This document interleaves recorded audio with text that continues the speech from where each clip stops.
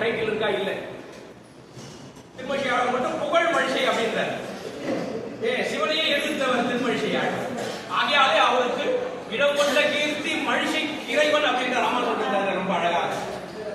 அதுபோல நம்மாழ்வாரை சொல்லும் பொழுது பாருங்க எவ்வளவு அழகா மனோதரம் சொல்ற ஐயன் அருள் மாறன்.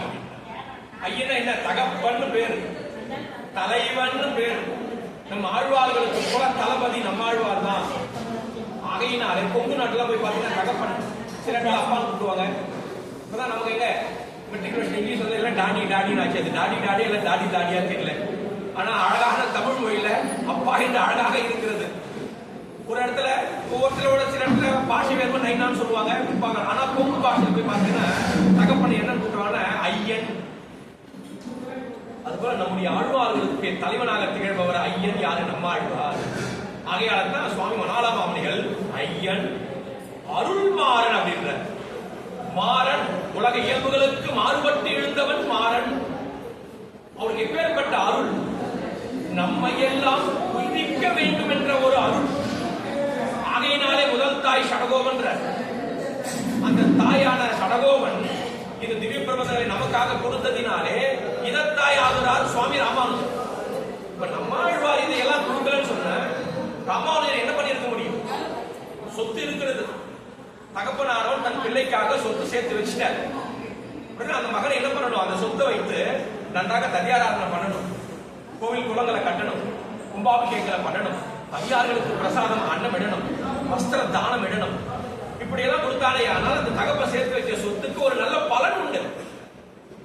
இல்லைன்னு சொன்ன ஊதாரித்தனமாக அன்னமிடாமல் தானங்கள் பண்ணாமல் அந்த செல்வங்களை ஊதாரித்தனமாக செலவு பண்ணானே ஆனால் அப்ப அந்த பெற்ற தகப்பனுக்கு என்ன பேர்?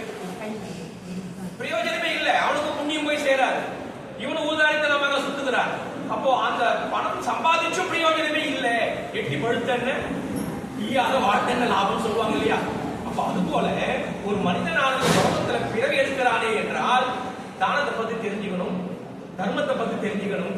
தானங்களை பல வகை, வஸ்திரதானம், அன்னதானம், வித்யாதானம் பல வகை இருக்கிறது. இதை தெரிந்து கொண்டு மறுபிறவி இல்லாத மார்க்கத்தை அடைய எத்தனிக்கணும் சொல்றவர் யாரு? சுவாமி நம்மாழ்வார். இதுக்கு முன்னாடி யாரு சொன்னாங்க? பகவான் பகவத்கீதையிலேயே அழகாக எடுத்து காட்டிட்டார். அர்ஜுனா ஞானிமே ஆத்மா அப்படின்ற. நாய் மாமிசம் தின்னும் புலையனே ஆனாலும் என் பக்தன் சிரேஷ்டன் அர்ஜுனா அப்படின்னு. இப்ப நாய் மாமிசம் தின்னக்கூடிய புலையன் 5ஆம் வர்ணத்துல பிறக்கிறார்கள். அதெல்லாம் நம்மாழ்வார் சொல்றாரு. குளம் தாங்கு சாதிலும் நாளிலும் கீழிருந்து எத்தனை நலந்தான் இல்லாத சண்டாளர்கள் ஆகிலும் மணிவண்ணருக்கு என்று உள்கலந்தார் அவர் எம் தொழுகுலவே. ரொம்ப அழகா சொல்லிட்டார். நம்மாழ்வார் சொல்றார் ரொம்ப அழகாக. அது எங்க அழக? குளம் தாங்கு சாதிலும் நாளிலும் கீழ் இழுந்து. 4 வர்ணத்தோட அவர் பிறக்கல, 5ஆவது வர்ணத்தில் பிறந்திருக்கிறார். அவர் நாளிலும் கீழ் இழுந்து அவர் சண்டால ஜாதியில பிறந்துட்டார். அப்படின்னு ஒரு ஜாதி இருக்கான்னா அவன் இருக்குது. தர்மமே தெரியாமை, அகர்மத்தையே தர்மமாக நினைத்துக் கொண்டு கண்ட பதார்த்தங்களை பூஷித்துக் கொண்டு அந்த பகவத்கீதை கண்ண சொன்னார். அர்ஜுனா நாய் மாமிசம் தின்னும் புலையனே ஆனால். பாருங்க பகவான் கண்ண சொல்றத நம்ம சொல்றோம் ஒன்னா இருக்கு பாருங்க.